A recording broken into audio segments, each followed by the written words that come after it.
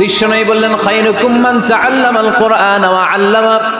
তোমাদের মধ্য থেকে ওই ব্যক্তি আল্লাহর কাছে সবচাইতে বেশি সেরা, যে নিজে কোরআন শিখে অন্যরে শিখায়া দেয়।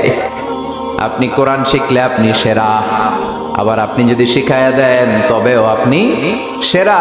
এজন্য কোরআন শিখানোর চেয়ে শ্রেষ্ঠ কাজ হয় না। আপনি যদি কাউরে শুধু সূরা ফাতিহাটা শিখান, কোন সূরা, ওই লোক যতবার জীবনে সূরা ফাতিহা পড়বে তার একটা পার্সেন্টেজ সওয়াব আমলনামায় আপনার আছে না নাই?